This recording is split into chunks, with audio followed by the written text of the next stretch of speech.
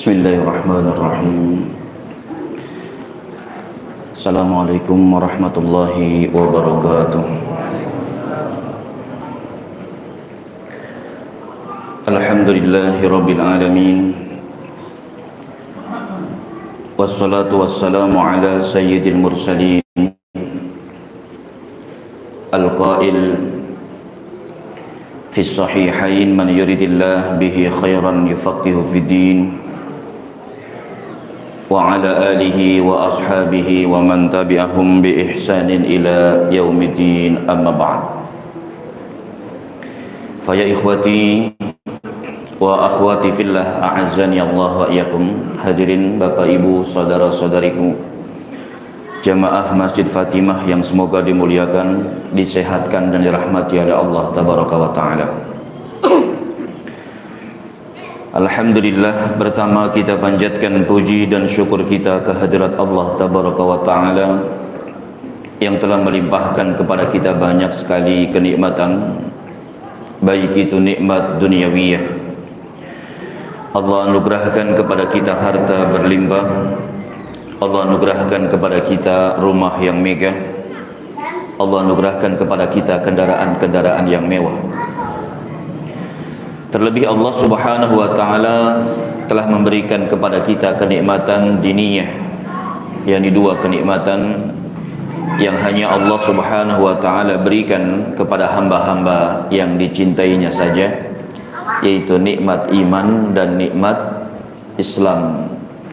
Sehingga dengan nikmat-nikmat ini, alhamdulillah, di malam yang berbahagia ini Allah subhanahu wa ta'ala kembali kumpulkan kita di Masjid Fatimah yang kita cintai ini untuk melanjutkan kembali kajian kitab Riyadhus Shalihin, kitab yang ditulis oleh Al-Imam Abu Zakaria Yahya bin Sharaf An-Nawawi rahimahullahu ta'ala.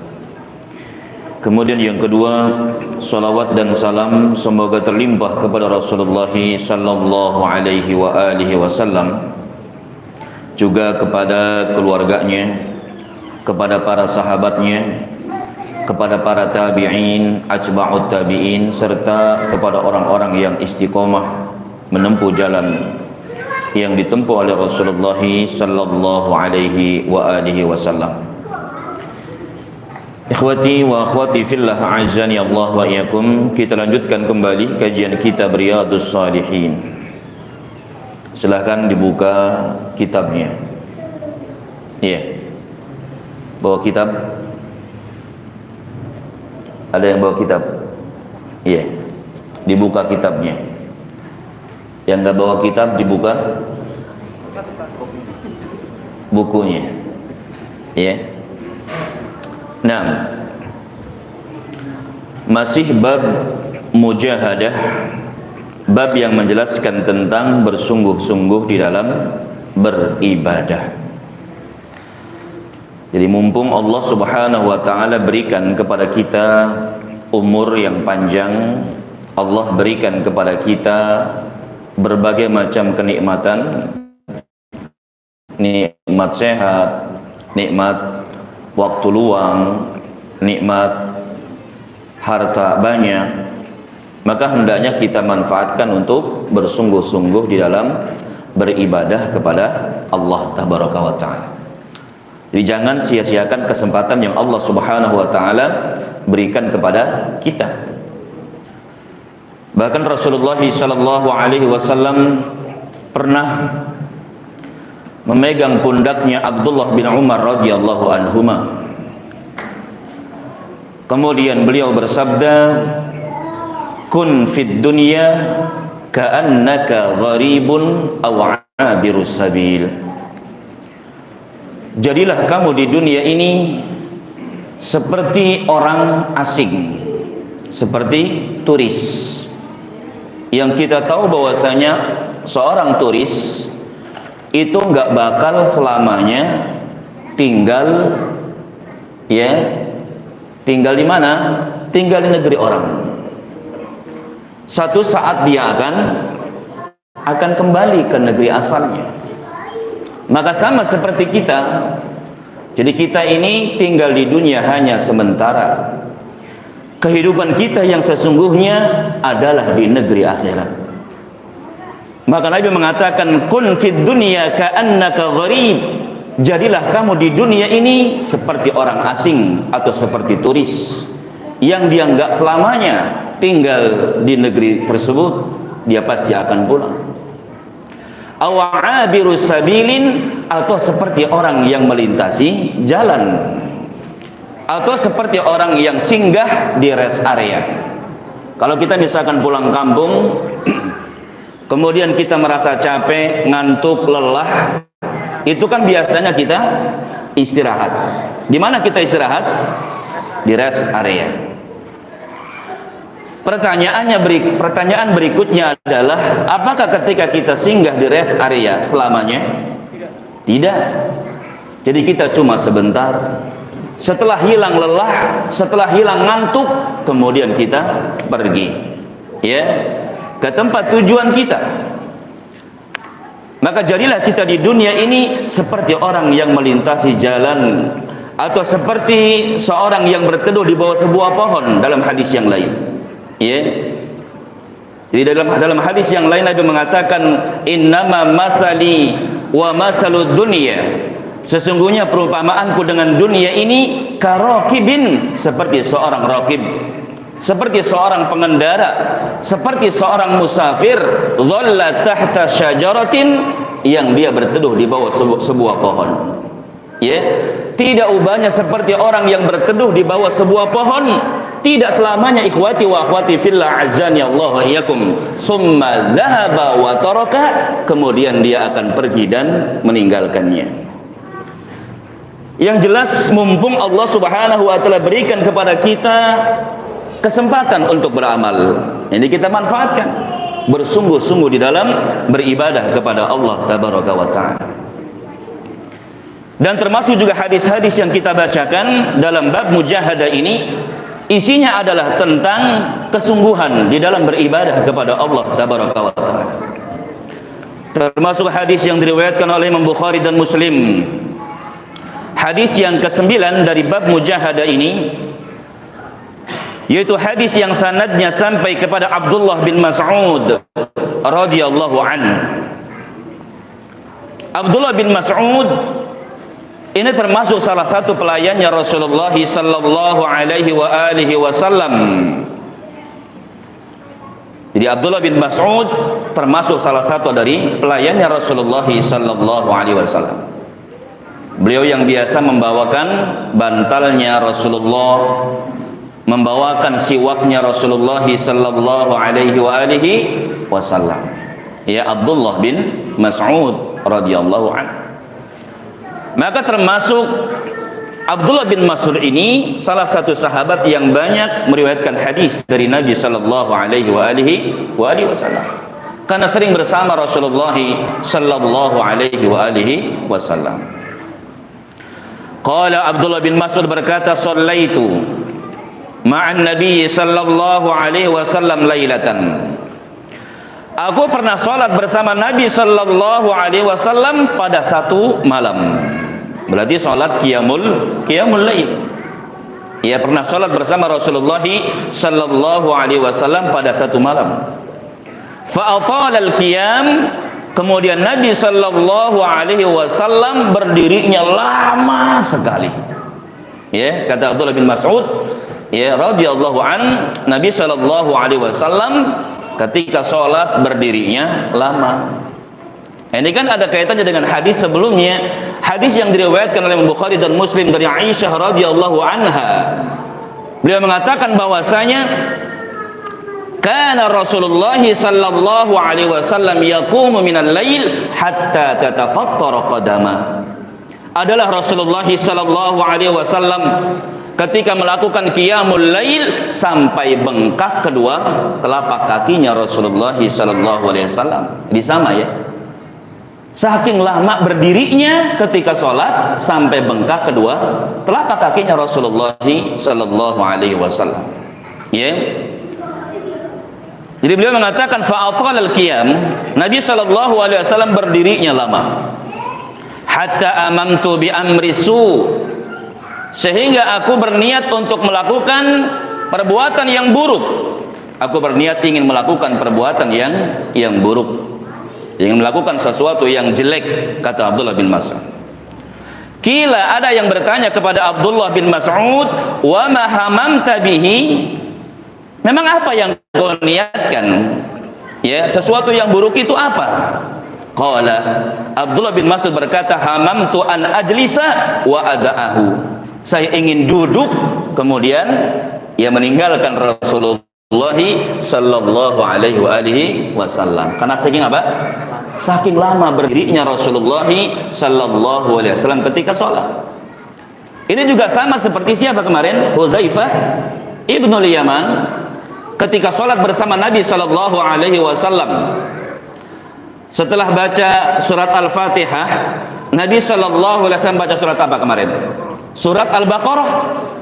Maka Hudzaifah kemudian berkata kepada dirinya sendiri, paling juga 100 ayat Rasulullah sallallahu alaihi wasallam ruku.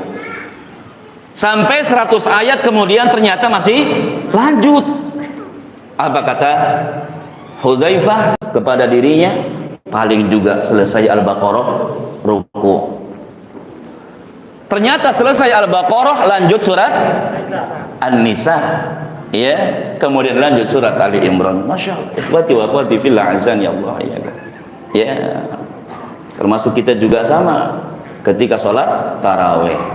Ya, dengar imamnya bacaannya panjang. Ya. Alif lam mim. Iya. Terkadang di belakang kedengaran apa? Iya, pengalaman soalnya gitu kan. Jadi Abdullah bin Mas'ud saja, ikhwati wa akhwati fillah, azani Allah wa iyyakum, ya, beliau pengen apa? Pengen meninggalkan Rasulullah sallallahu alaihi wasallam, ya, saking lama berdirinya Rasulullah sallallahu alaihi wasallam ketika salat. Jadi hadis ini menunjukkan tentang semangatnya Rasulullah sallallahu alaihi wasallam dalam beribadah, bersungguh-sungguh ketika beribadah kepada Allah tabaraka wa ta'ala. Maka harusnya kita mencontoh Rasulullah sallallahu alaihi wasallam. Ya. Kemudian ada penjelasan dari Syekh Utsaimin rahimahullah taala yang beliau menyebutkan bahwasanya padahal Abdullah bin Mas'ud waktu itu masih muda. Ya, umurnya masih muda, tenaganya masih kuat, tapi nggak bisa, ya, mengikuti ibadahnya Rasulullah sallallahu alaihi wasallam.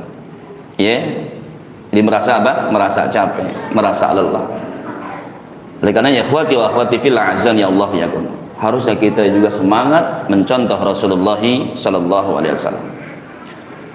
Harusnya kita semangat dalam ittiba'ur Rasul, mengikuti petunjuk Rasulullah sallallahu alaihi wasallam, kerjakan apa-apa yang diperintah oleh Rasulullah sallallahu alaihi wasallam.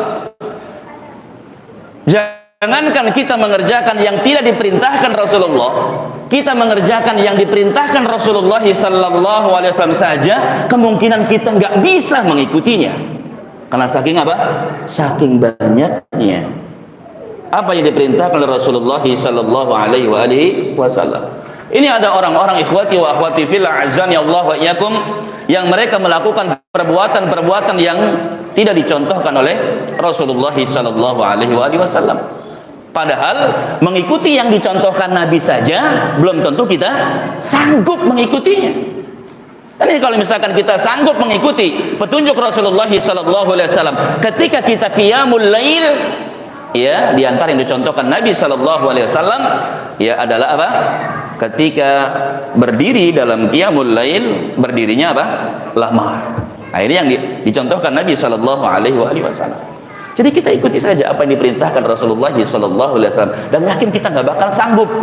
Ya, apalagi kita melakukan apa yang tidak dicontohkan Rasulullah sallallahu alaihi wasallam.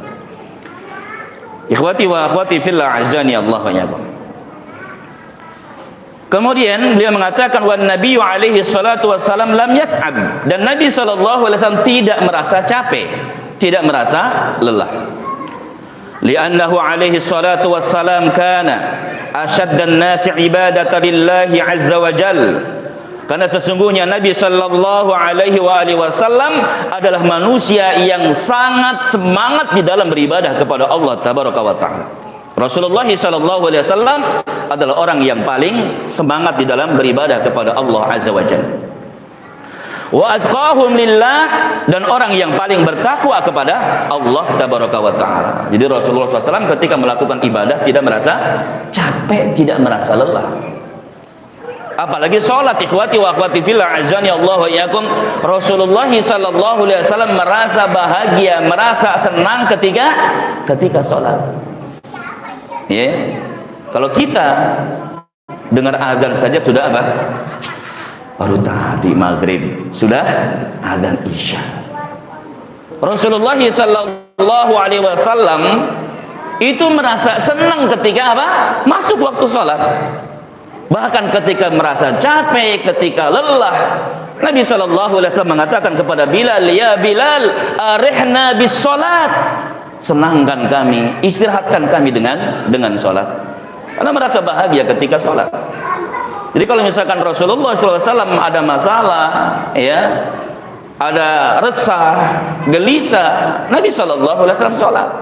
Beda dengan kita. Kalau kita resah, biasanya ngapain? Kalau kita galau, kemana kita larinya? Tidur, ya. Tidur alhamdulillah. Ada yang larinya ke mall gitu kan. Ada yang larinya mancing. Iya, bener gak? Kemana lagi biasanya? Kalau kita resah. Nabi SAW ya bahagia dengan sholat. Makanya tidak pernah merasa capek dengan sholat. Kemudian wa annahu idza fa'ala dzalika fahuwa muqtadin, fa fi hadha dalil ala annahu minas sunnah an yaqumal insan fil lail. Maka di dalam hadis ini terdapat dalil bahwasanya di antara perkara sunnah yang disunnahkan oleh Rasulullah sallallahu alaihi wasallam an yaqumal insanu fil lail, an yaqumal insanu fil lail, hendaknya kita ini senantiasa melakukan apa? Qiyamul lail. Ini termasuk sunnah Nabi sallallahu alaihi wasallam. Bahkan ingat ikhwati wa akhwati fillah azani Allah ya. Abdullah bin Salam pernah mengatakan bahwasanya ketika Nabi sallallahu alaihi wasallam datang ke Madinah, maka semua orang ingin bertemu dengan Rasulullah sallallahu alaihi wasallam. Semua manusia rindu ingin bertemu dengan Rasulullah sallallahu alaihi wasallam. Mereka ingin melihat wajahnya Rasulullah sallallahu alaihi wasallam. Maka termasuk aku juga sama, kata Abdullah bin Salam. Saya pengen banget lihat Rasulullah sallallahu alaihi wasallam.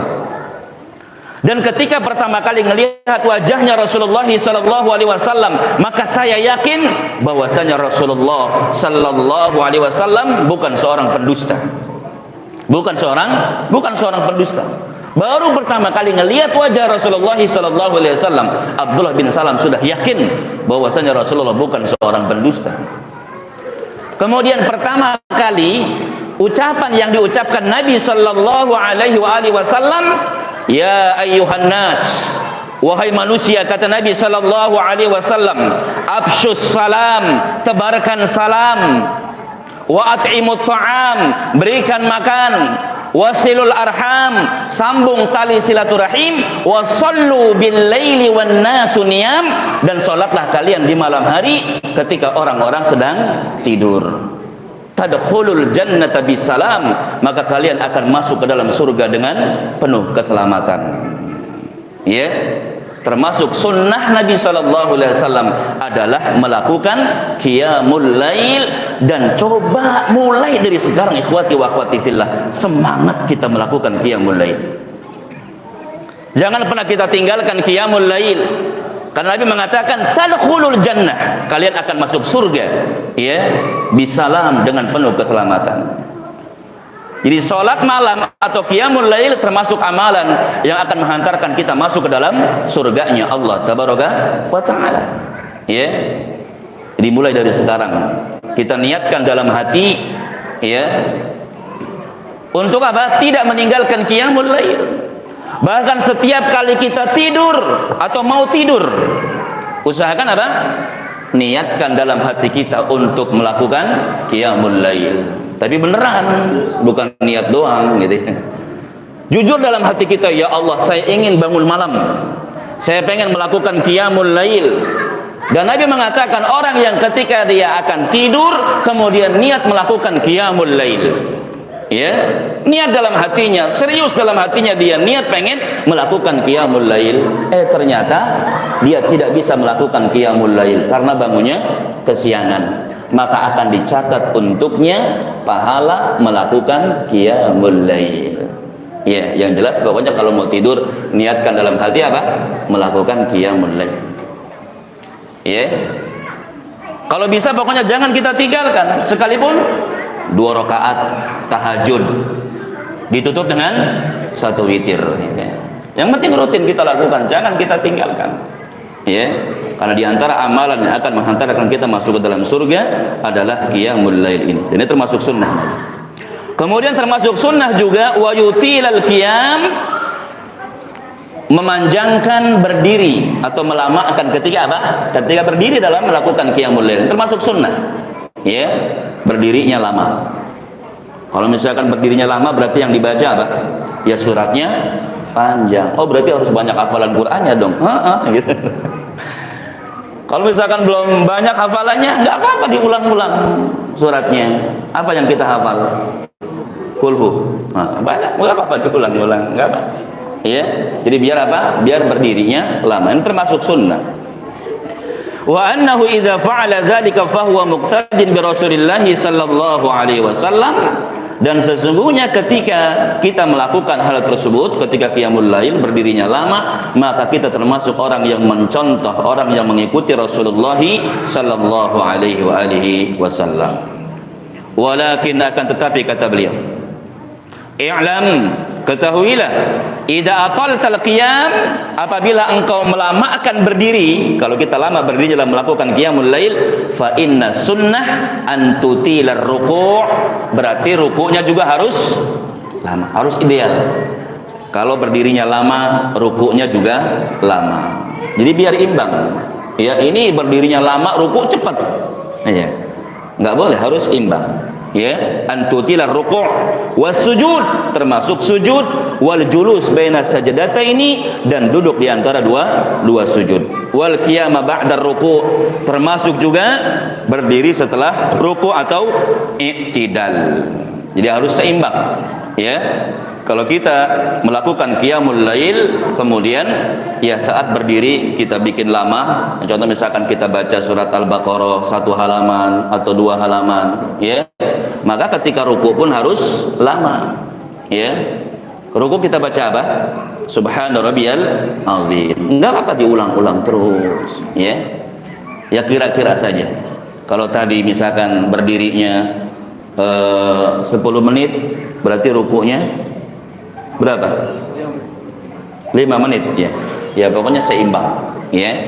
Jadi jangan berdirinya lama tapi kemudian rukunya sebentar, harus imbang. Allah taala alam. Ini termasuk sunnah. Kita lanjutkan kemudian hadis yang berikutnya, hadis riwayat Imam Bukhari dan Muslim. Hadis yang ke-10. An Anas radhiyallahu anhu, dari Anas bin Malik radhiyallahu anhu, dari Anas bin Malik radhiyallahu anhu, ya. Anas ini anaknya siapa? Anaknya Malik. Malik itu siapanya Anas? Bapaknya. Ibunya Anas siapa namanya? Ummu Anas. Cerdas, masya Allah, ya. Atau dikenal dengan siapa? Ummu Sulaim, ya, masya Allah, ya. Jadi Anas bin Malik ini ketika usia 8 tahun dibawa sama Ummu Sulaim ibunya, kemudian diserahkan kepada Rasulullah sallallahu alaihi wasallam. Ya Rasulullah, hadza Anas, ini Anas, ya anak saya. Jadikan dia pelayanmu wahai Rasulullah sallallahu alaihi wasallam. Maka sejak usia 8 tahun Anas menjadi pelayannya Rasulullah sallallahu alaihi wasallam, dan Anas mengatakan, selama saya bersama dengan Rasulullah sallallahu alaihi wasallam, Rasulullah enggak pernah melarang saya, Anas enggak boleh begitu, Anas begini tuh kesini, enggak pernah marah-marah sama Anas bin Malik. Kalau kita punya pembantu ya kayaknya kalau enggak marah kurang afdol ya. Jadi Rasulullah nggak pernah marah sama Anas bin Malik radhiyallahu taala, saking bagusnya akhlak Rasulullah. Tapi masalahnya Anasnya juga sahabat yang mulia. Kalau kita kan punya pembantu bukan Anas kan gitu. Banyak melakukan kesalahan. Jadi wajar kita juga sebagai majikan kadang kesel, iya, marah gitu. Ini Anas bin Malik. Makanya Anas juga termasuk apa? Sahabat yang banyak meriwayatkan hadis dari Nabi sallallahu alaihi wasallam. An Rasulillah sallallahu alaihi wasallam qaal, dari Rasulullah sallallahu alaihi wasallam bersabda, yatba'ul mayyita salasatun, yang mengiringi mayit, ya. Jadi ketika orang meninggal dunia, salasatun, ada 3. Ini semua kita nanti ketika kita meninggal dunia, saat dimandikan, kemudian dikafankan, kemudian disolatkan, setelah itu diantar ke tempat kubur. Ketika jenazah kita diantar ke tempat kubur, maka yang mengiringi kita ada berapa? Ada 3 kata Nabi sallallahu alaihi wasallam. Fayarji'u isnani wa yabqa wahidun. Yang 2, ya, ketika kita meninggal dunia itu yang nganterin 3, ya. Yang 2 balik lagi, nggak ikut bersama kita. Wa yabqa wahidun, yang tinggal bersama kita 1. Ketika kita meninggal dunia, yang mengiringi kita yang pertama adalah apa? Keluarga. Jamaah sekalian, kita ketika meninggal dunia, contoh misalkan ada di antara jamaah yang ikhwan ini meninggal dunia, maka semua keluarganya ikut mengantarnya ke tempat kubur, termasuk istri kita, ya, juga mengantarkan kita ke tempat kubur. Anak kita ikut mengantarkan kita ke tempat kubur. Tetangga-tetangga kita, bahkan ada di antara mereka saat mendengar kita meninggal dunia, mereka masih kerja. Mereka izin, Pak, tetangga saya ada yang meninggal. Padahal ya pengen nggak kerja juga dia gitu. Alasan gitu ya. Tapi enggak ya, ada juga yang tulus, ya benar-benar pengen apa? Takziah. Lagi kerja mereka izin. Ingin mengantarkan kita ke tempat kubur, semuanya mengantarkan kita ke tempat kubur. Kemudian yang kedua apa lagi? Harta. Harta kita juga akan mengantarkan kita ke tempat kubur kita. Mobil mewah kita. Mungkin ada di antara teman-teman yang punya mobil Fortuner, ya, atau juga punya mobil Pajero, Alphard, ya. Ketika kita meninggal dunia, itu mengantarkan kita ke tempat kubur. Cuma masalahnya kita ini nggak berada di dalam mobil kita. Adanya di mana kita? Di mobil ambulan. Sama semua. Makanya coba kita berpikir apa yang kita banggakan. Ya. Kita sombong dengan mobil Alphard kita. Bahkan ada di antara kita karena punya mobil Alphard, kemudian lewat depan rumah tetangga, ada tetangga lagi nyiram kembang, enggak klakson. Ada nggak di sini yang kayak gitu? Nggak punya? Belum ada yang punya Alphard. Mudah-mudahan. Karena ada jamaah sekalian, masya Allah, anak punya tetangga sebelah rumah, ya, bawa mobil bagus, anak lagi nyiram kembang. Jangankan mengucapkan salam, klakson aja enggak. Masya Allah, sakit banget sama sekalian punya tetangga yang seperti ini. Coba apa yang kita banggakan? Setelah kita meninggal dunia, kita nggak berada di mobil kita ini, kita berada semuanya di mobil ambulan. Ya, bahkan cerita supir di daerah Pesona Gading Cibitung, tempat Anda tinggal. Itu dia cerita. Jadi supir ambulan yang di sana itu cabutan, Pak. Siapapun bisa bawa. Bahkan mobil ambulannya, kata cerita beliau ini, nggak ada surat-suratnya, STNK nggak ada, gitu. Iya, bodong. Ya. Makanya pernah ketika dia bawa jenazah, kalau nggak salah dari rumah sakit ya Cibitung lah, Medika atau mana. Ketika ada lampu merah, karena lagi buru-buru, diterjang sama dia, diterobos lampu merah. Kemudian disemprit sama Pak polisi. Berhenti, disuruh berhenti. Akhirnya berhenti dia. Tanyain surat-surat mana? Ya, surat STNK gitu ya, SIM. Maka dia bilang, Pak, ini mobil nggak ada surat-suratnya, Pak. Ya sudah STNK, Pak. Saya tadi buru-buru, Pak. Jadi nggak sempat bawa bawa SIM, STNK nggak bawa, SIM nggak bawa gitu ya. Akhirnya mau ditilang, Pak. Saya ini bawa jenazah, Pak. Bawa jenazah, Bapak aja kalau mati saya bawa pakai ini, Pak. Akhirnya kata polisi, ya sudah, jalan-jalan. Jadi emang orang itu kalau takut mati bener, Bang. Orang kalau takut mati, Masya Allah, gak mungkin dia melakukan maksiat kepada Allah Tabaraka wa Ta'ala. Orang yang takut mati, dia akan semangat beribadah kepada Allah Tabaraka wa Ta'ala. Ya, makanya kita diingatkan sama Nabi, aksiru dzikra hadzimil ladzat, perbanyak oleh kalian mengingat penghancur kenikmatan. Hadis riwayat Imam Tirmidzi.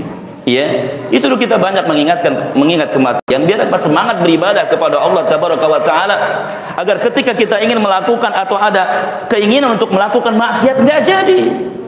Ya, ini contohnya. Jadi yang jelas ikhwati wa akhwati fillah azani Allah wa iyyakum, harta kita mengantarkan kita ke tempat kuburan. Kemudian yang ketiga apa? Amal, kata Nabi sallallahu alaihi wasallam. Jadi tiga ini akan mengantarkan kita ke tempat kubur. Hanya saja ketika kita dikuburkan, mau nggak istri kita yang tadi nangis terus ketika mendengar kita meninggal dunia? Ketika kita dikuburkan, mau nggak istri kita dikubur bareng kita? Anda tanya yang ibu-ibu, Bu, gimana Bu? Kalau suaminya meninggal dunia, dikuburkan, mau nggak dikubur bareng suaminya? Nggak mau. Atau kitalah suami, istri kita meninggal dunia, istri kita dikuburkan, mau nggak kita dikubur bareng istri? Hah? Nyari lagi katanya. Yakin nggak ada ikhwat wa akhwati fillah? Mungkin ada di antara kita ketika istrinya meninggal dunia, ya dia kuburin, ya bahkan yang paling kenceng nginjak kuburannya dia. Kenapa nggak dari kemarin-kemarin? Enggak seperti itu. Ya. Ikhwati wa akhwati fillah azani Allah ya.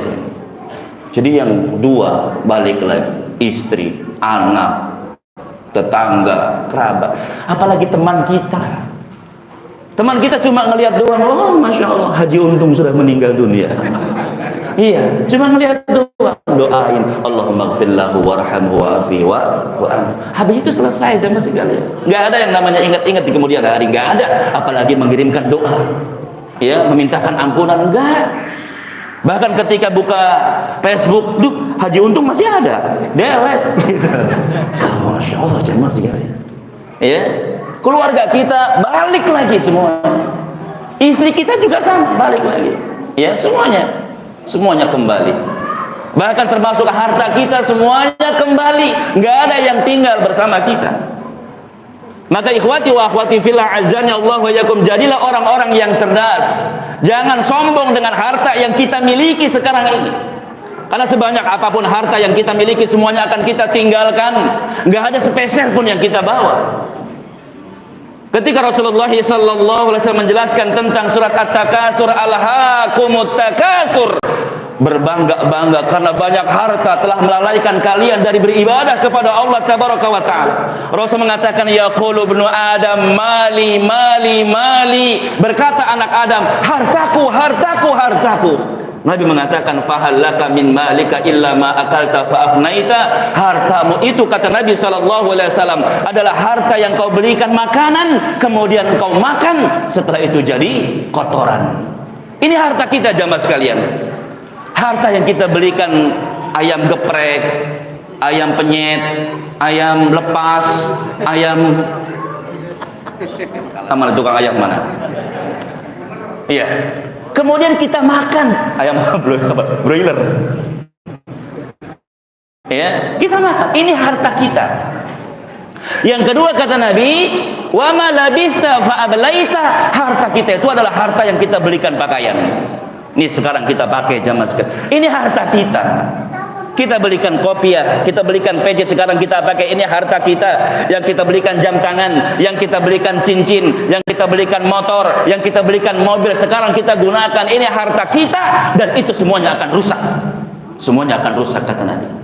Kemudian yang ketiga, wa ma tasaddaqta fa ablaita, yang ketiganya adalah harta yang kita sedekahkan di jalan Allah tabaraka wa taala, dan itu yang akan kekal, ya, yang akan menemani kita di alam kubur.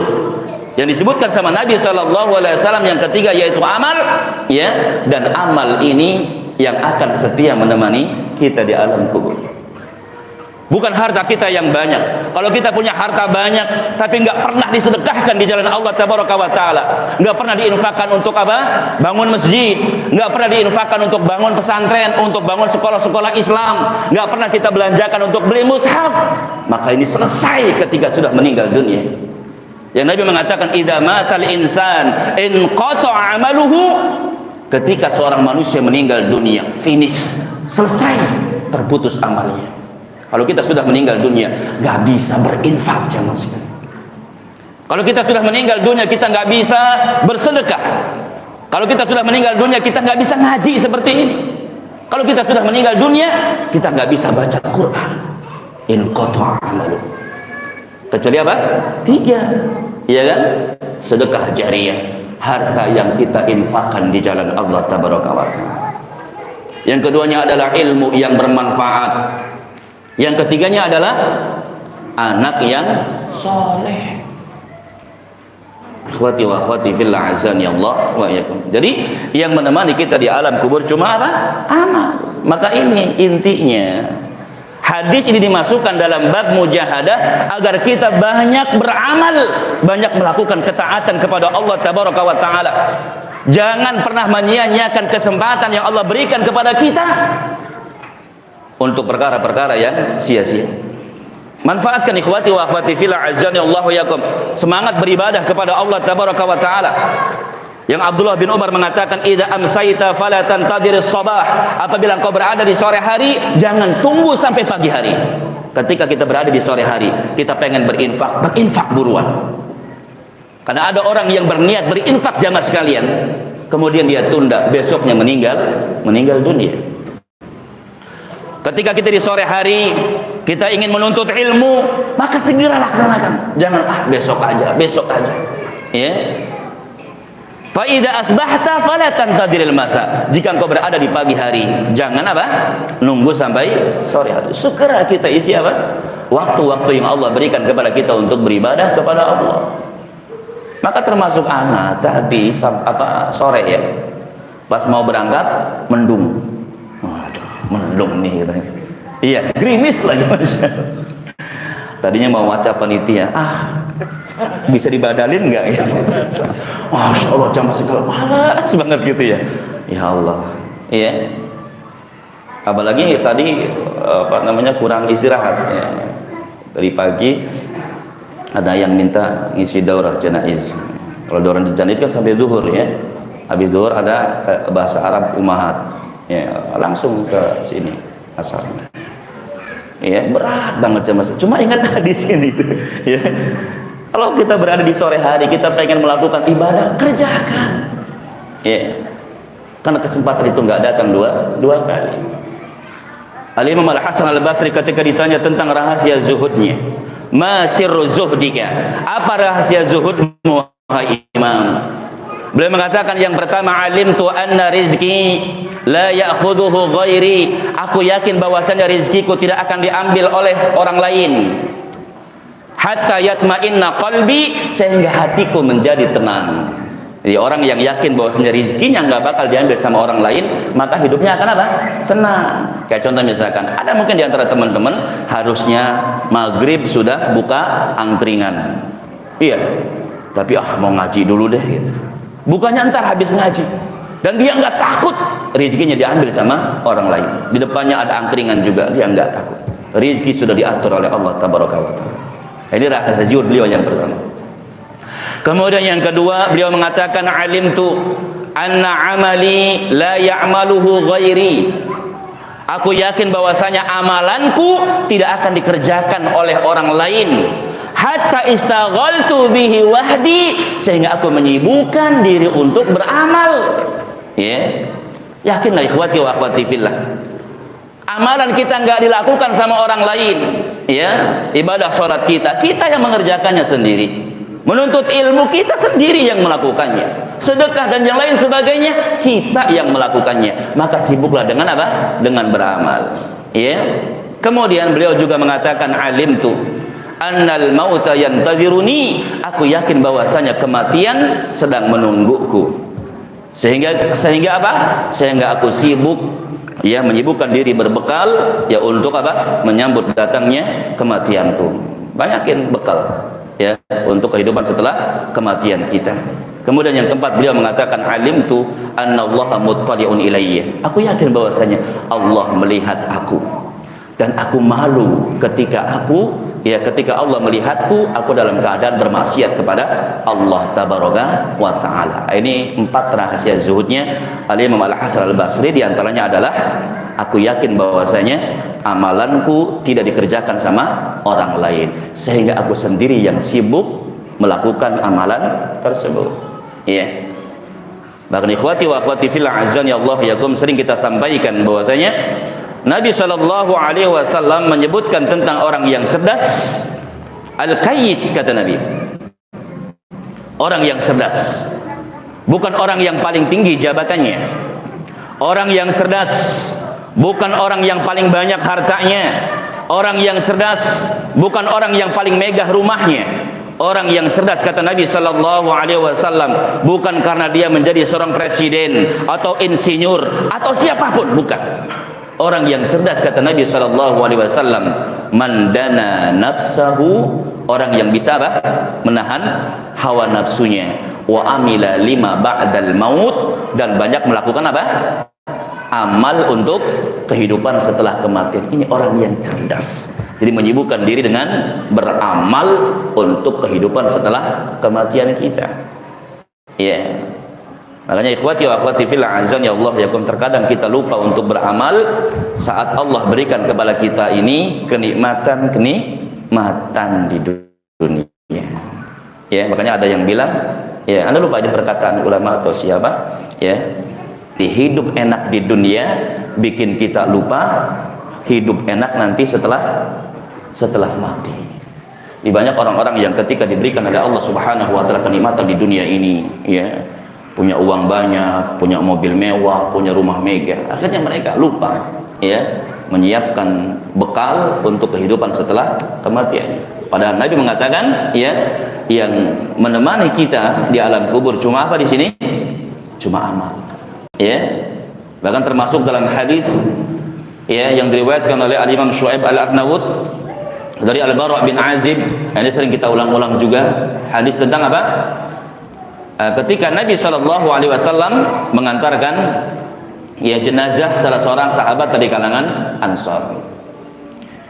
Ketika jenazah itu selesai dikuburkan, Nabi SAW mengatakan ista'idu billahi min azabil qabri, ista'idu billahi min azabil qabri, ista'idu billahi min azabil qabri.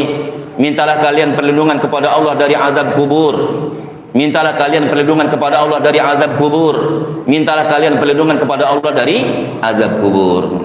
Ya, maka termasuk sunnah, ya, termasuk sunnah kalau kita mengantarkan jenazah saudara kita, ya, itu mengingatkan kepada yang hadir untuk memintakan ampunan, ya, kepada saudara kita yang meninggal dunia. Bahkan dalam hadis yang lain mengatakan, ya, istaghfiru li akhikum, ya, mintakan ampunan oleh kalian untuk saudara kalian, ya, dan mintalah keteguhan padanya karena sekarang dia sedang ditanya, ya. Nah, ini termasuk sunnah, mengingatkan yang hadir untuk mendoakan saudara kita yang meninggal dunia, ya. Cuma di sini memang Nabi posisinya nggak diri kayak khutbah, harusnya duduk ya. Nabi dalam keadaan duduk ketika mengucapkan ista'idzu billahi min adzabil qabri, ista'idzu billahi min adzabil qabri, ista'idzu billahi min adzabil qabri. Kemudian beliau menyebutkan sesungguhnya seorang hamba yang mukmin ketika akan meninggal dunia turun kepadanya malaikat-malaikat bidul wujuh yang mukanya putih bersinar. Mereka membawa kain kafan dari surga, wewangian-wewangian dari surga. Kemudian mereka turun di sekitarnya dan jumlahnya kata Nabi sangat banyak. Muddal basar, sepanjang pandangan mata. Makanya kita kalau sedang menghadiri orang akan meninggal dunia, jangan mendoakan kecuali kebaikan. Doakan kebaikan. Ketika misalkan kita menghadiri teman kita yang sering ngaji di masjid ini, maka kita doakan kebaikan. Masya Allah ini si fulan, Anda ingat betul nih kalau ngaji di Masjid Fatimah duduknya paling belakang, sandaran, bahkan kalau ngaji suka merem. Mudah-mudahan Allah masukkan dia ke dalam surganya. Doakan kebaikan. Kalau di situ banyak malaikat yang mereka akan mengaminkan doa kita.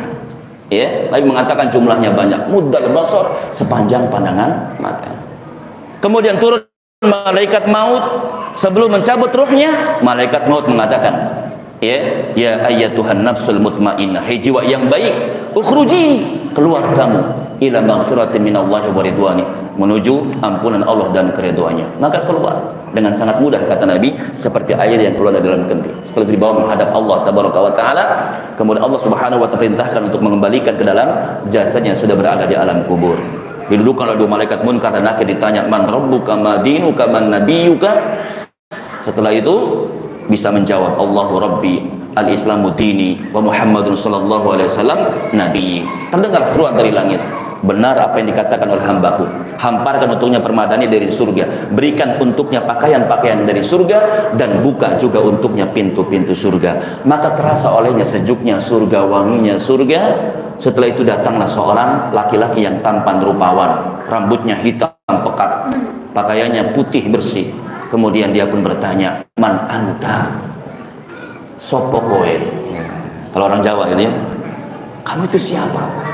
Fawajuka wajhun yaji'u bil khair, wajahmu penuh dengan kebaikan. Maka dia mengatakan, ana amaluka sholih, aku adalah amalmu yang saleh. Lihat ikhwati wa akhwati fillah, teman kita di alam kubur cuma amal. Maka perbanyak oleh kita mumpung ada kesempatan untuk beramal apa saja yang kita bisa. Ya, kalau kita misalkan ingin qiyamul lail, lakukan qiyamul lail. Kalau kita senang dengan baca Quran banyakin. Ya, setiap hari kita baca Quran. Kalau misalkan kita baca Quran lagi malas, kan ada amalan yang lainnya. Ingat ikhwati wa akhwati fillah, kebaikan itu sangat banyak. Ya, sangat banyak. Bahkan ketika Allah Subhanahu wa taala berfirman, fastabiqul khairat, berlomba-lombalah kalian melakukan apa? Kebaikan. Disebutkan khairat, jamak dari khairun. Ya, ini menunjukkan bahwasanya kebaikan itu sangat banyak. Bahkan termasuk ketika kita bertemu dengan saudara kita lemparkan senyum kita yang paling manis, tring gitu. Ya, itu termasuk apa? Termasuk kebaikan. Jangan kita remehkan. Ya, waktunya habis. Nah, ikhwati wa akhwati fillah, kita isya dulu, nanti kita lanjutkan setelah isya. Allahu ta'ala. Subhanakallah wa bihamdik, asyhadu an la ilaha illa anta, astaghfiruka wa atubu ilaik. Assalamualaikum warahmatullahi wabarakatuh.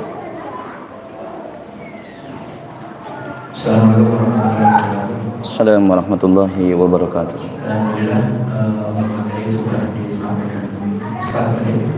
Kalau ada yang ingin menanyakan secara langsung atau melalui tulis bisa disampaikan sambil menggunakan yang lain. Kita bacakan pertanyaan pertama. Assalamualaikum warahmatullahi wabarakatuh. Jika kita makmum masbuk saat takbiratul ihram, apakah dibarengi angkat tangan atau tidak? Iya. Ketika masbuk, apakah takbiratul ihram dibarengi dengan mengangkat tangan? Naam. Iya, takbiratul ihram dengan dibarengi dengan mengangkat tangan. Allahu akbar. Kemudian kita ikuti imam. Imam misalkan sudah apa?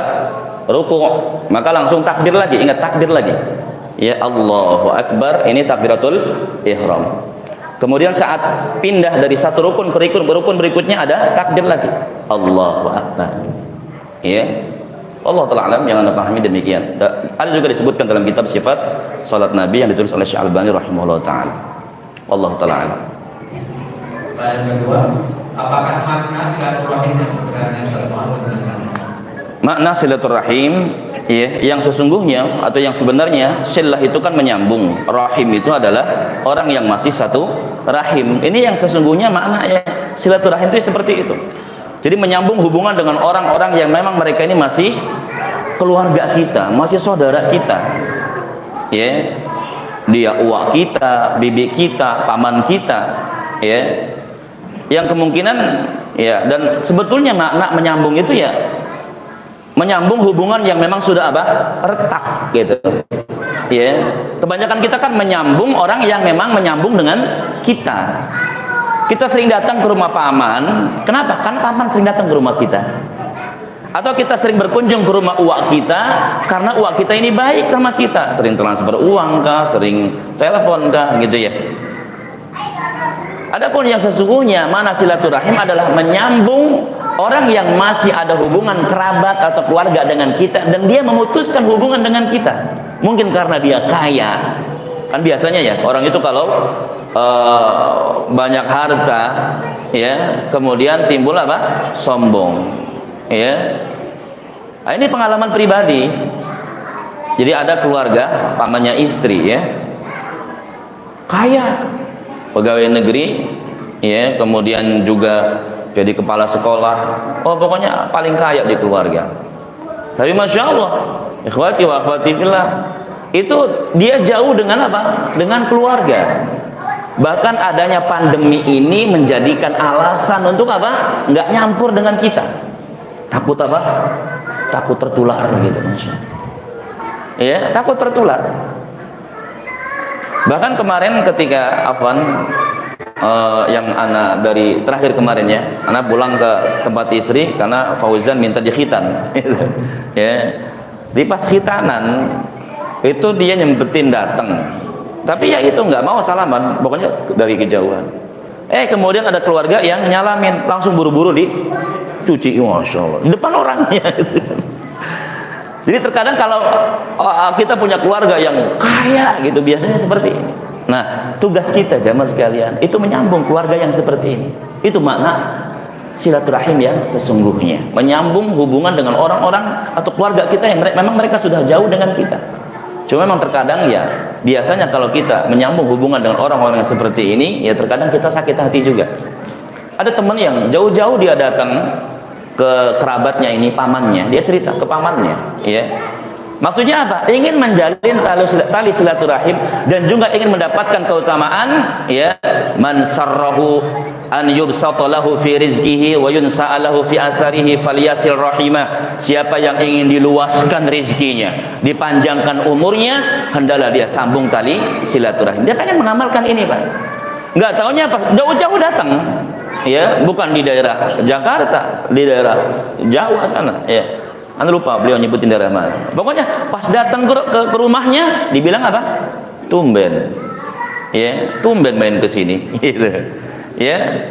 Bahkan ada juga yang main ke rumah ke keluarganya, ya, tujuannya untuk menyambung tali silaturahim, malah dibilang apa? Ya, itu tadi. Ya, pokoknya nyakitin, ya. Tumben main ke sini, mau minjem duit ya, gitu. Masya Allah, akhwati fillah, azan ya Allah, wa iyyakum. Tapi nggak apa-apa.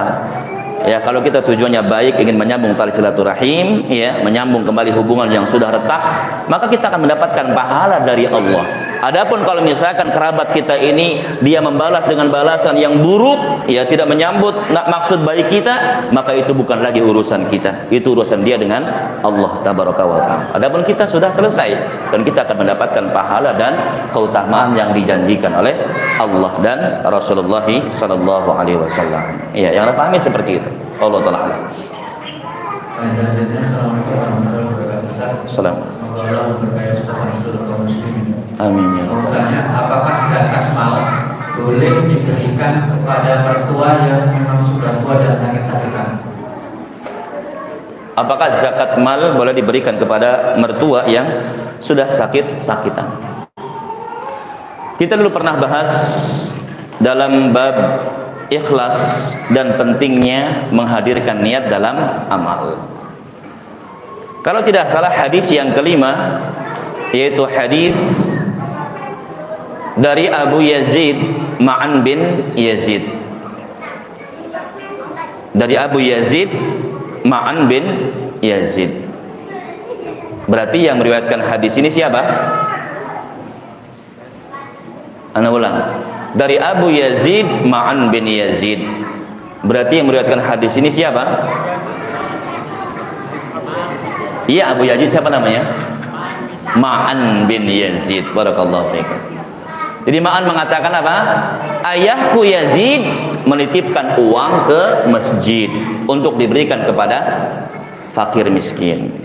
Nah, Ma'an datang, kemudian sama pengurus masjid ini uang itu diberikan kepada Ma'an anaknya, padahal itu duit bapaknya. Iya, diambil sama Ma'an. Pulang ke rumah, Ma'an ya biasalah kayak anak kita gitu ya, kalau bawa duit banyak, seneng gitu. Dia kasih tahu sama bapaknya, ini saya dikasih sama pengurus masjid. Kata bapaknya, bukan kamu yang saya maksud. Saya sedekah itu buat fakir miskin. Kenapa kamu ambil gitu? Dia marah sama anaknya Ma'an. Kenapa diambil? Bukan kamu yang saya maksud. Akhirnya keduanya, anak sama bapak ini, ya Ma'an sama Yazid ini datang kepada Rasulullah Shallallahu Alaihi Wasallam. Jadi ngadu, ya. Kemudian Nabi SAW menanggapinya apa? Nabi mengatakan,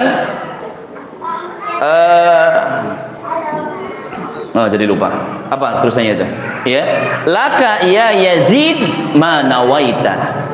Untukmu wahai Yazid, apa yang kau niatkan? Jadi Yazid yang sudah berniat bersedekah dan ternyata nggak tepat sasarannya, karena sasarannya adalah fakir miskin, ternyata yang menerima adalah anaknya. Namun Rasul mengatakan, laka ya Yazid ma nawaita. Untuk wahai Yazid, apa yang kau niatkan? Kemudian Rasul mengatakan kepada Ma'an anaknya, walaka ya Ma'an ma akhadta. Untuk wahai Ma'an, apa yang kau ambil? Jadi yang diambil itu yang milik Ma'an. Nah, ini kemudian dijelaskan oleh para ulama, kata Syekh Utsaimin, ya, diantaranya adalah boleh kalau misalkan kita ada tanggungan zakat, ya, diantaranya adalah zakat mal, boleh kita berikan kepada keluarga. Atau kayak tadi apa? Mertua. Ya, dengan catatan mereka ini termasuk orang yang mustahik zakat, gitu kan, fakir miskin, ya. Jadi kalau masuk nggak apa-apa, silahkan.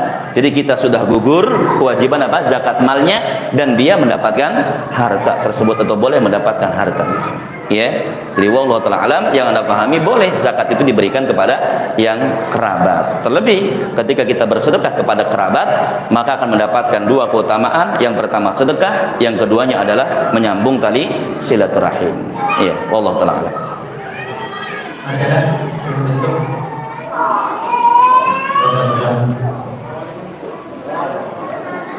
Assalamualaikum warahmatullahi wabarakatuh.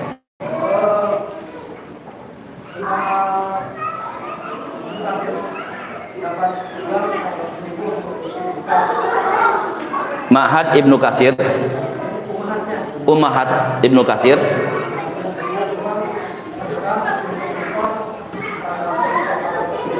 ya.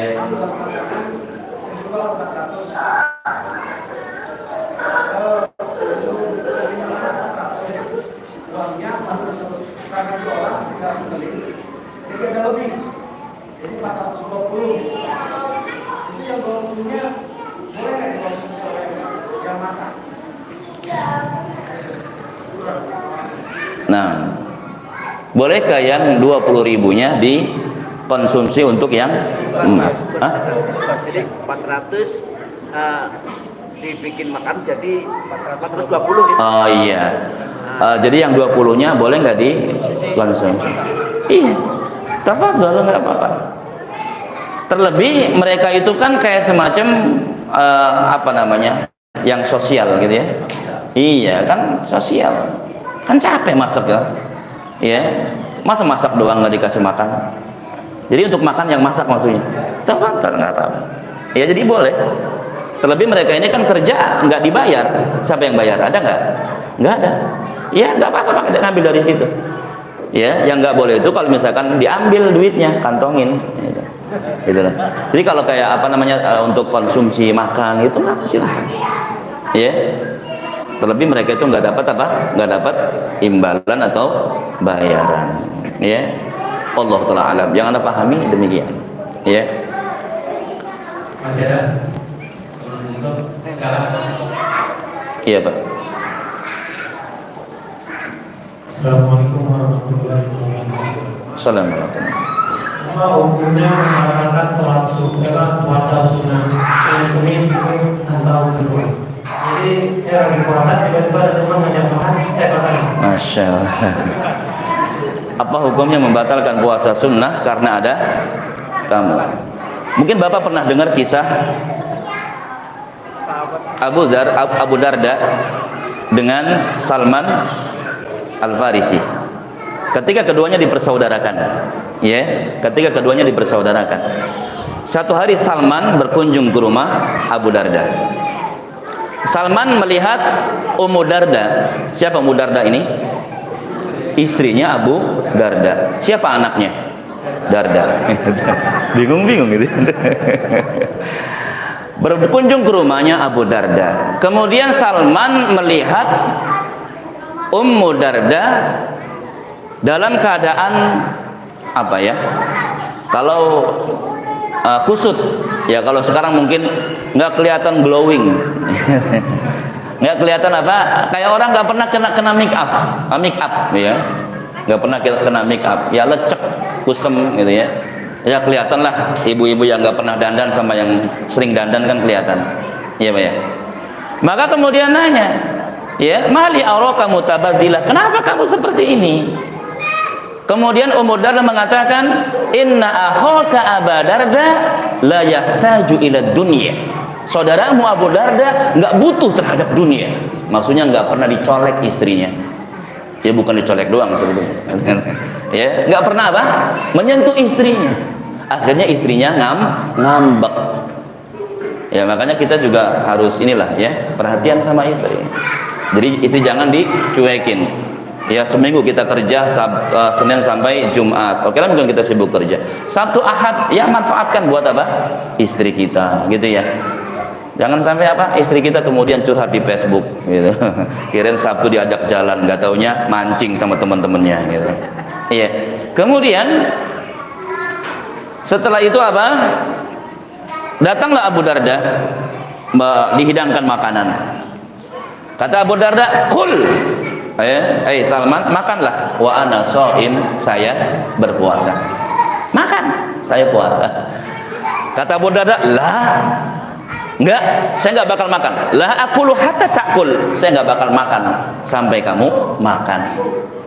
Akhirnya kemudian Abu Darda membatalkan puasanya. Jadi enggak apa-apa. Apalagi menghargai apa? Menghormati tamu. Ingat, ini puasa sunnah. Menghormati tamu hukumnya wajib. Ya. Jadi Abu Darda membatalkan puasanya, makan bersama saudaranya Salman. Kemudian malam juga sama. Jam 1-an Abu Darda bangun mau sholat malam, tapi dimarahin sama Salman. Tidur masih malam. Akhirnya balik lagi ke tempat tidurnya. Jam 1.30 bangun lagi pengen tahajud. Tidur masih malam. Sekitar 2:30 atau jam 3 dibangunin sama Salman. Al-an kum, sekarang bangunlah. Gitu. Setelah selesai ngobrol, maka Salman mengatakan, ya, inna li rabbika 'alaika haqqan, sesungguhnya Rabbmu punya hak atas dirimu. Wa inna li nafsika 'alaika haqqan, dirimu punya hak atasmu. Jadi kita juga sama, butuh istirahat. Jadi jangan ngaji terus. Ya, ini Sabtu libur, pagi ngaji, siang ngaji, sore ngaji, gitu. Tidurnya kapan gitu? Hah? Ustaz jangan sih. Iya. Dirimu punya hak atas dirimu, istrimu juga punya hak atasmu, tamumu punya hak atas dirimu. Faktu likulli dzi haqqin haqqahu. Faktu kulli dzi haqqin haqqahu. Berikan kepada setiap yang berhak itu apa? Haknya. Ya, jadi hukumnya boleh. Ya, karena apalagi tujuannya untuk memuliakan tamu. Jadi tamu itu kalau misalkan datang ke rumah kita, muliakan. Usahakan kalau mereka pulang itu mereka membawa apa? Ya, tentengan, termasuk hatinya senang. Wah, masya Allah, main cerita-cerita sama temennya. Anak senang banget kalau main ke rumah Abu Abidah, ya, ke rumah Pak Yanto. Wah, udah di rumahnya dijamu, ya, baru datang aja dikasih makanan pembuka anggur hitam, masya Allah, ya, wah. Udah gitu makanan disuruh apa, milih ayamnya, ayam mau motong yang mana. Pas pulang ditentengin durian. Nanti yang dikasih tahu banyak yang main. Ya, wallahu taala alam gitu. Cukup Pak. Yang lain? Ya, Baji. Masih hidup. Contohnya tatkala kita takziah. yang kadang misal sahabat kita mau bayanan, sudah kita peringatkan ini mau diurus kapan, dibilang kan sesegera mungkin kalau orang muslim itu lebih baik. Betul, asri'u bil janazah, menyegerakan mengurus. Terangkan seperti itu, tapi keluarga tetap kekeh mau dibandingnya besok. Ada sama pengurus sudah sama ngomong udah. Saya belum bisa ini, coba sampean bikin gak apa dikasih nasihatin supaya baiknya mandi sekarang, mau dikuburnya besok silakan, tapi sekarang dibersihkan dulu. Itu sampai pengurus tiga kali datang ke rumah tuh nyamperin. Ya udah Mas, baiknya gini dah, langkah sebaiknya solusi gitu. Besok hubungi yayasan anu aja, suruh ngurusin deh bang, karena dimudahkan tidak mau ya kan, besok pagi bisa kerja karena. Iya. Tolong diurus aja deh, sama yayasan anu. Itu bagaimana sikap saya San? Iya, nggak boleh itu. Iya, yang namanya ikhlas itu ya nggak mengharapkan apa? Nggak mengharapkan apa? Nggak berharap imbalan. Hatta misalkan kayak tadi misalkan mau diurusin sekarang, kalau mau sekarang saya urusin, tapi kalau besok sama orang lain aja, nah, itu berarti nggak ikhlas. Ikhlas itu yang mau sekarang, ya udah saya siap. Besok oke, saya siap. Efek yang lainnya gitu, jadi segera mungkin, jadi dirasa harus diurusin. Nah itu. Iya, kalau itu kan ngancem lagi. Jadi tetap harusnya ya jangan seperti itu. Tetap ya udah nggak apa-apa, besok juga saya ngurus. Iya, ngambekan. Ngambek juga, ya udah Pak, saya bilang solusinya begini aja. Ya, besok minta orang lain. Itu kan berarti kan nggak fastabiqul khairat dong. Nyuruh orang lain ngurusin berarti dapat pahala mereka. Kan nggak boleh. Ya. Kalau rumahnya udah lama susah kan. Nah, gitu ya alasannya, ini ngeles aja ini. Ya kan bisa di setiap jam lemesin kan. Karena pernah ditinggal sendiri atau turun malam. Iya, ya Allah. Yang paling afdol ya harusnya tetap kita legowo gitu ya. Udah nggak apa-apa Pak. Ya karena memang tugas kita kan gitu. Ya insya Allah besok pun saya siap. Kecuali kalau misalkan besoknya kerja, Pak besok maaf saya nggak bisa. Kalau besok saya harus kerja, nah ini nggak masalah gitu.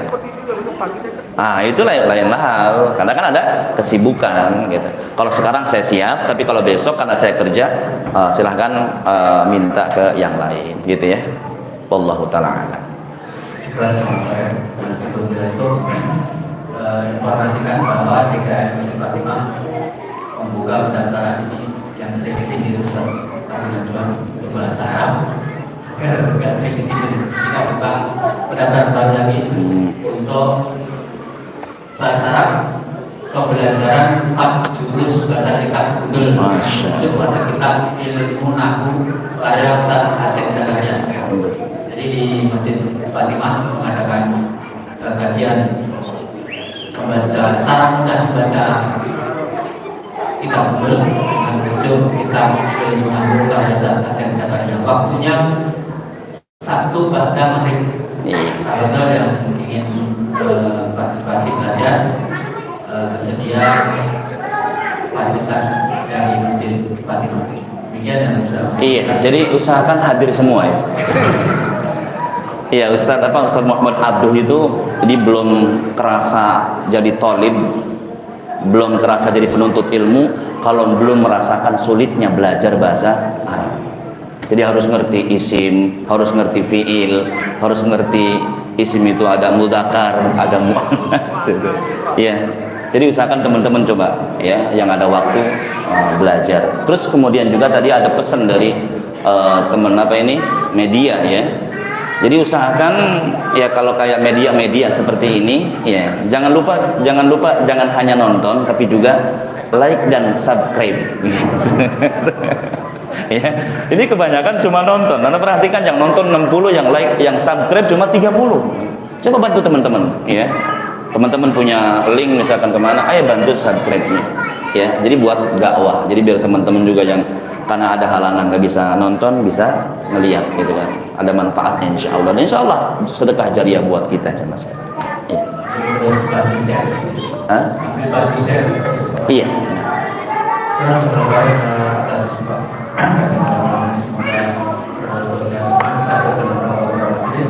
Subhanallah wa bihamdika asyhadu